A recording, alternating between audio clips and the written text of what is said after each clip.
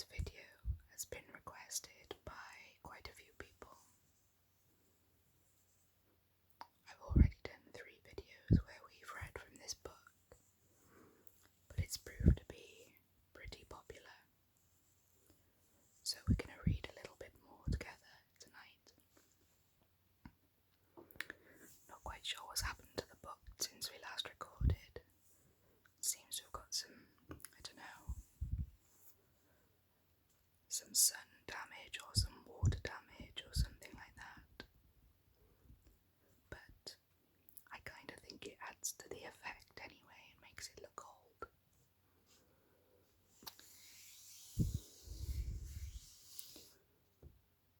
So just as a reminder, this is Wiccapedia. It's a modern day white witch's guide, and it's by Sean Robbins and Liana Greenaway. So let's find, just a sec. Try and take that out quietly. Failing massively. There we go.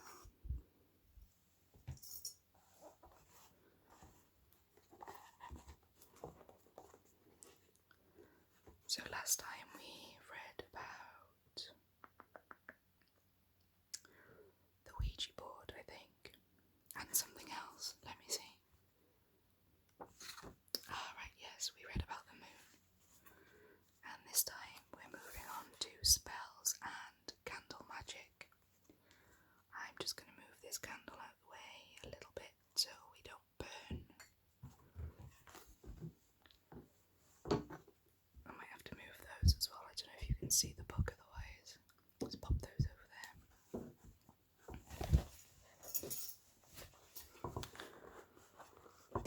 Okay, that's better. So spells and candle magic. What is a spell and how does it work? I have been asked these questions many times over the years, and even today I still have trouble answering them. I suppose you have to look at spells as a form of cosmic ordering, a form of thought projection. A thought is a very powerful thing, and when you project it outward into the cosmos in a spell, it is universally received and returned to you. Universally received and returned to you. Another theory is that a spell is a direct request to your personal guide or angel, who can choose to grant your wishes and fulfill your needs. We have all heard about the power of prayer, and spell casting is not so different. Our spirit helpers want us to connect with them, and they often assist us even if we don't realize it. When we meditate properly and call for help, we are tapping into a spiritual portal and opening the gateway to receive their support.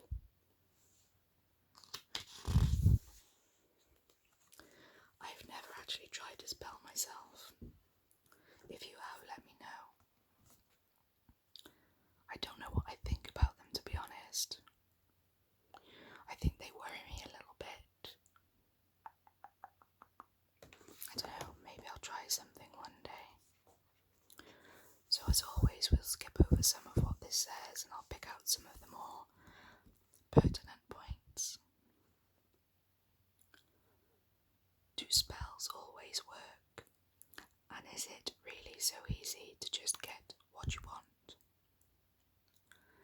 It is rare that we are granted our desires if our need is not genuine.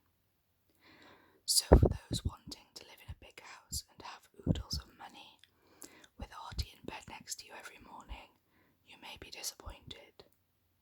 Spells usually work for the important things in life and tend to succeed best in crisis situations. So if you are truly desperate and your need is legitimate, calling on your spirit guides will help. That is not to say that you can't cast a spell for something trivial. I often cast spells to get a parking space simply by just saying out loud, "I desire a parking space, so mote it be." Do you know what? I have actually done that, so I suppose I have cast some spells. I didn't really think of them as that, but I've definitely asked for parking spaces and it has worked. What are the kind of things have I asked for? I've sort of asked to be in or out of certain situations by a particular time. So for example, I've said before, I want to leave this job by such and such a date, and then it works. But yeah, I wouldn't really have thought of those as spells.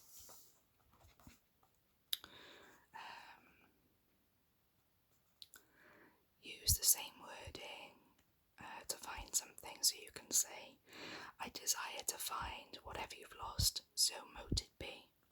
I don't ever say "so mote it be." I suppose that's more the Wiccan side of things. I usually ask guides and angels to help me with things like that.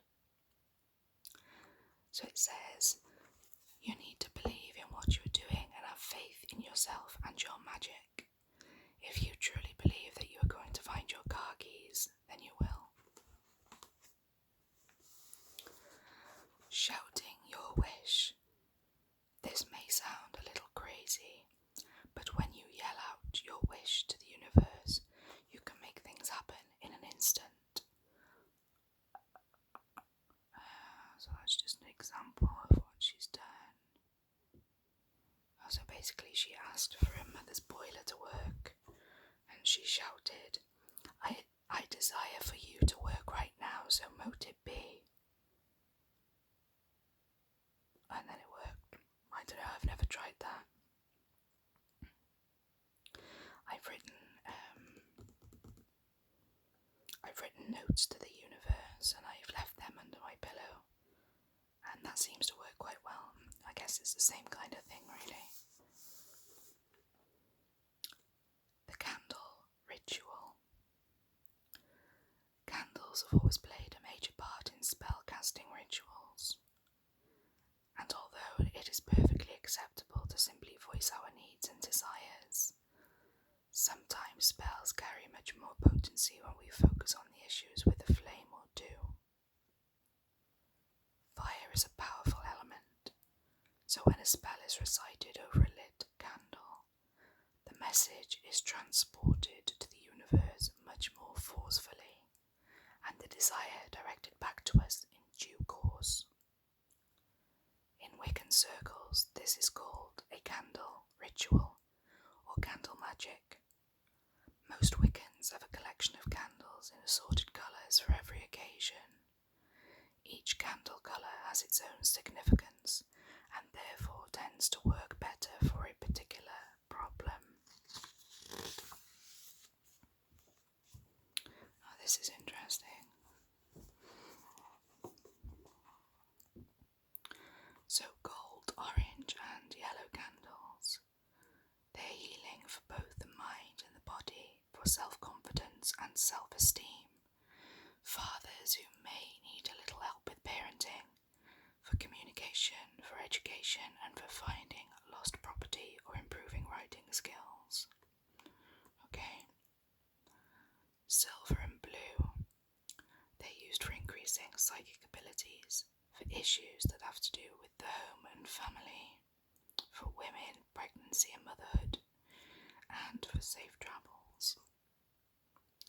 Red is to do with confidence and courage, increasing sexual energy, arousing passion, protection against being attacked, protection against rapists and domestic violence. Wow. Okay.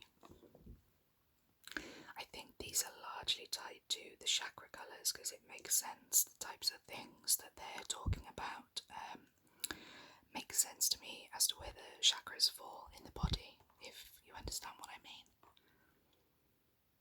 So purple. Purple is protection in general, house blessings, invoking spirits, business and work issues, and new jobs. Pink is to encourage romance and attract love, to create harmony in relationships and marriages, and to enhance beauty to appear more physically attractive. Surely that wouldn't work though, because that's not necessarily for the best intentions, really, is it? It's not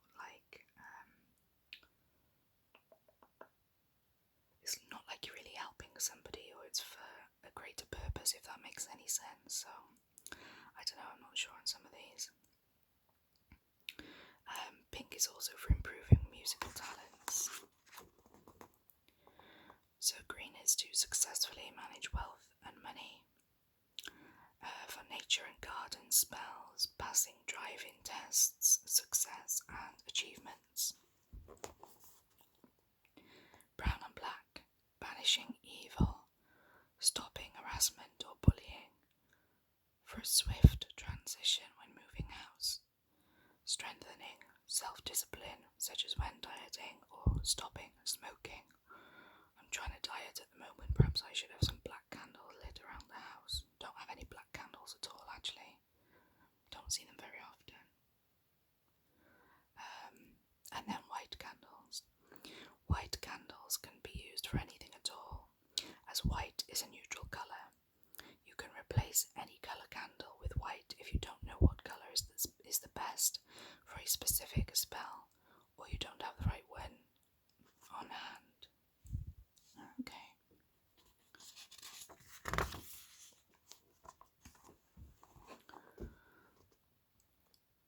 So preparing your candle. So it says that you need to cleanse your candle by wiping it with a clean damp cloth, so that washes away any unwanted energy. Take a sharp knife or pin and inscribe your desires onto the wax. Make the inscriptions as detailed as you can and as the length of the candle allows.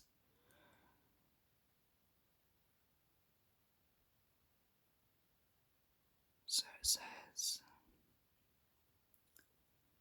so an example is to be successful in my work.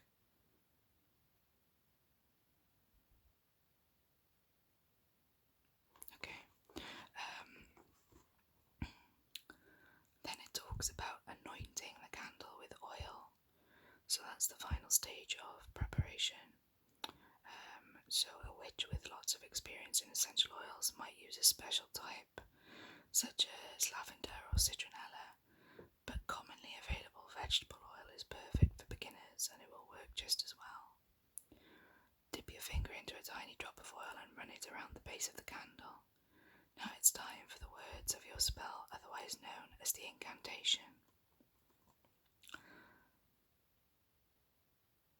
So it says to start the spell, you should do something called casting a circle. So once you have all the items you need on your altar, take hold of either a quartz crystal or your wand in your right hand and stand quietly in front of your workspace for a moment or two. Wave the crystal or wand over your objects, making the shape of a large circle in the air. So this encloses all of the magic inside the circle and keeps out anything negative. You don't need to say anything at this point, and you can cast the circle either before or after you light the candle. So I guess again that's similar to the old salt circles that people used to do.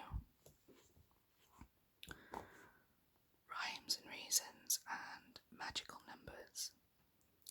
Chanting the same thing over and over again is not an uncommon practice in most faiths. Repeating mantras put our minds in a trance-like state that helps us to tune into the natural cosmic power around us. When following the spells in this book, you'll notice that the instructions say an incantation 7, 9, or 12 times. These numbers play an important role in magic because they are highly spiritual and are thought to connect to the higher power more rapidly. When an incantation is repeated 7, 9, or 12 times, it works much better. So going back to so maybe the cosmic or the universal ordering that I say that I've done, usually I do it 3 times. I do. I make the request 3 times and I say thank you 3 times as well. So I suppose I'm working more with, I don't know where I got that from even. It's just something that felt natural to me to do.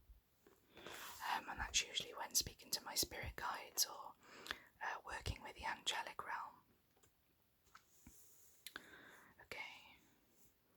Once your candle is prepared, you light it and speak the incantation you inscribed on it, repeating the words 7 times as shown below. You can write anything you want on the candle, but the simple I desire spell holds a magic all of its own.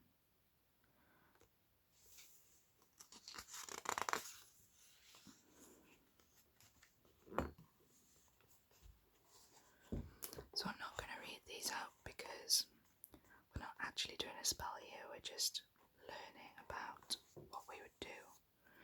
And I don't want to mess with anything, to be honest.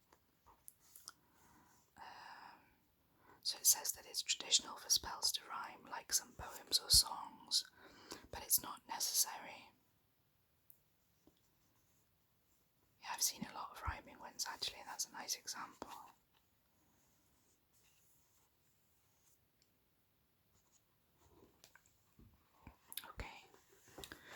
So closing a spell. When you've said your incantation over whichever spell you're casting, always close it down by saying the words, "So mote it be." Some witches like to say, "and so it is," or the spell is cast. I have done, "and so it is" sometimes actually. Yeah. "So mote it be" just doesn't feel natural to me. Neither does the spell is cast, so I'd probably go with the middle one there, I think. So go with whichever one you prefer. I like to say a silent thank you to the angels too when I close a spell down, and I'm sure they smile down on me because of it. Well, I always thank anybody from the spirit realm that I work with, spirit guides, other people's loved ones, angels. I always say thank you. Once you've followed these steps and your magic is underway, leave the candle to burn down and extinguish itself, unless the instructions state otherwise. Some spells require you to blow out the flame earlier, but in general it's best to leave it undisturbed and let it do its thing.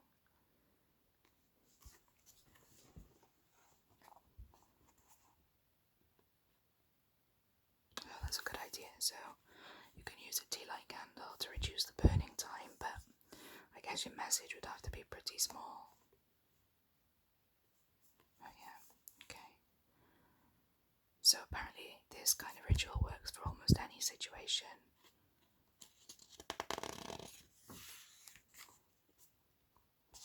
Oh, this is interesting. Cell phone sorcery and microwave magic. Okay, I'm just going to pause the video and have a drink. I've been trying to resist this all night, but I am going to have a bottle of Budweiser because I'm enjoying myself reading with you guys, so I'm just going to have a sip.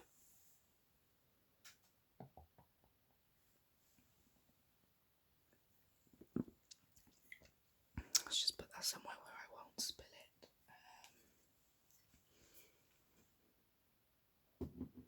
Pop it down there. Okay.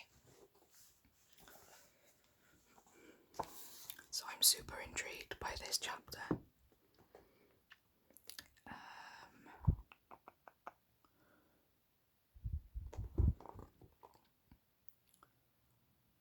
So it says that high-tech gadgets and gizmos have an important place in a modern witch's toolbox, but some eccentric witches out there who still brew potions. Oh no, sorry, they're a rare sight, those types of witches, it says. Okay, we don't need to read about that. I've actually never heard this before. Okay, skip over this. Oh, basically, so it's spell texting. Okay, so let's have a look. Writing spells with pen and paper is a quick and easy way of getting what you want. But because of the energy that powers cell phone towers and the speed with which we can send and receive texts, sending spells as text messages takes them to the next level. But who the hell do you send them to? Another easy aspect of spell texting is that you don't need candles or any other objects. All you need is a companion who also owns a cell phone and who knows you well enough to recognise that you're not completely mad. Okay.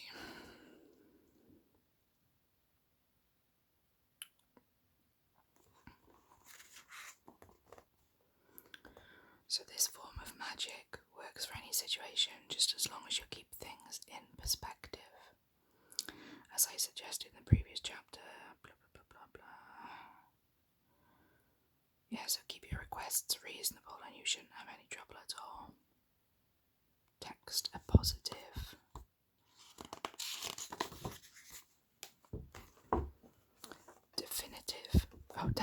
Definite message, and then visualize the outcome.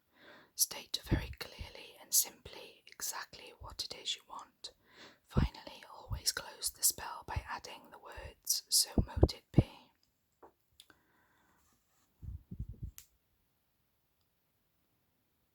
Okay, so there's an example there. So if you wanted a friend to get a new job, you would text the words, Susan Doe will get a fabulous new job soon, so mote it be. Or you could get your friend to text you, feel better soon, so mote it be. I'm fascinated by this. I'm going to have to try it. So it says up here then that, as with all things magical, some spells will work immediately while others may take a little longer. Spells have their own magical timetable, which is the same for everything in spirit, to be honest, you know. That's why tarot readings shift as well, because spirit are not quite on the same time frame that we are. You may have to repeat for a week until your thoughts, wishes and desires are granted. If you find nothing has happened after a month or so, go ahead and repeat the spell.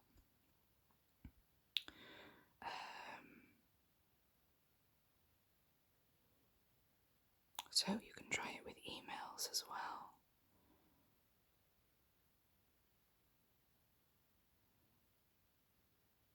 Okay, so you'd put what type of spell it is in the subject line, and then type the spell 7 times in the body of the message.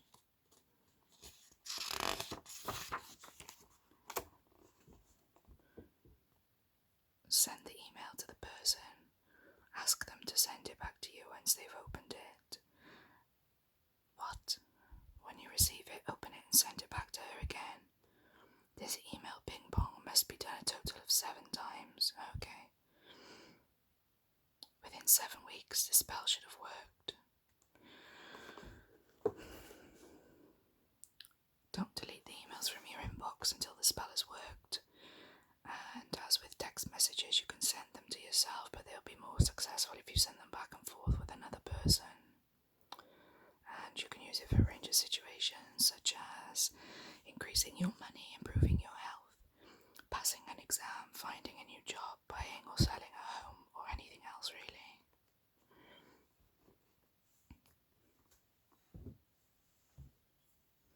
Bizarre. Not sure about this.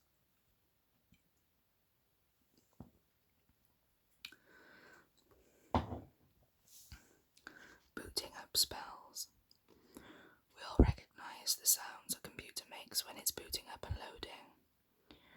What many people don't realise is that this boost of energy projects a force that is quite remarkable. Yeah, I can believe that. The power that's generated when a computer is turned on comes in with such a rush that it's possible to cast a little magic in the time it takes your computer to boot up. The best way to harness this power is to resort to our ancient methods of pen and paper magic. Take a sticky note and write your wish on it. As with text magic, make your wish clear, concise and sincere. Stick the note on the monitor. The frame will do if you don't want to stick it on the screen, and power up your machine. Leave the note in place for 10 minutes before removing it. Repeat every day for a week. Interestingly, works better if you begin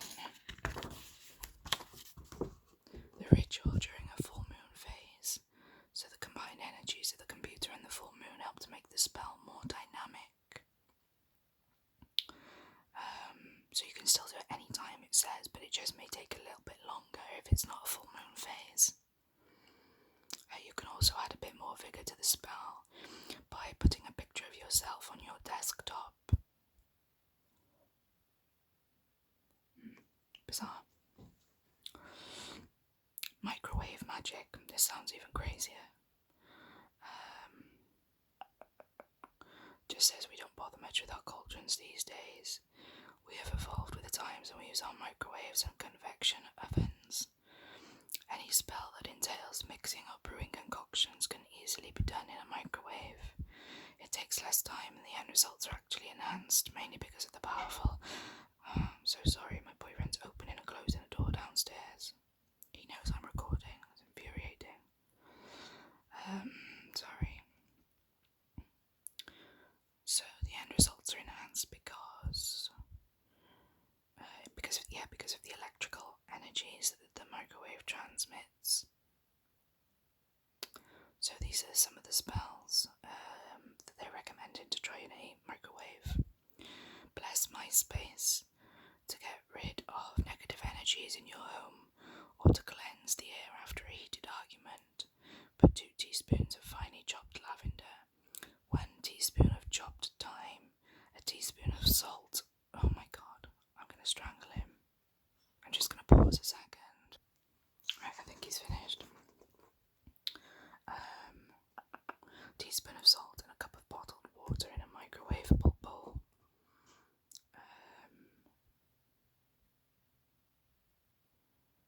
Mix all the ingredients together and zap them in the microwave for 1 minute.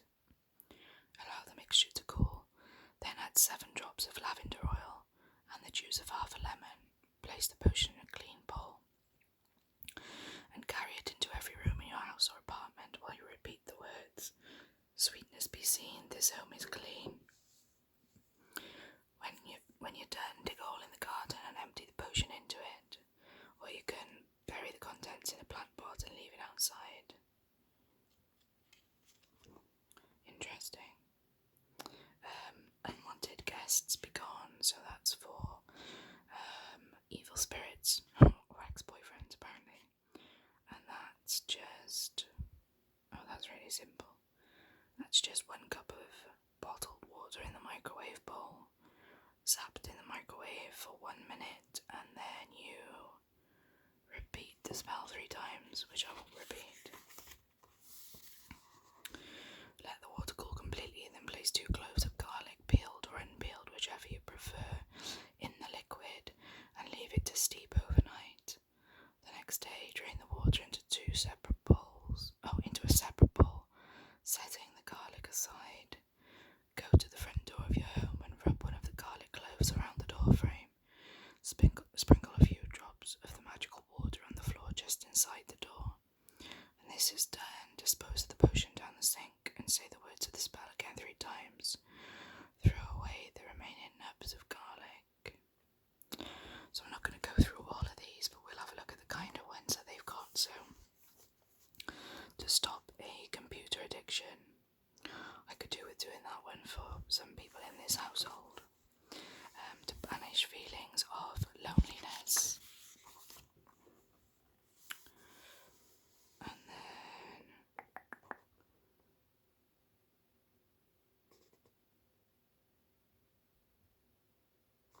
is just talking about modern magic.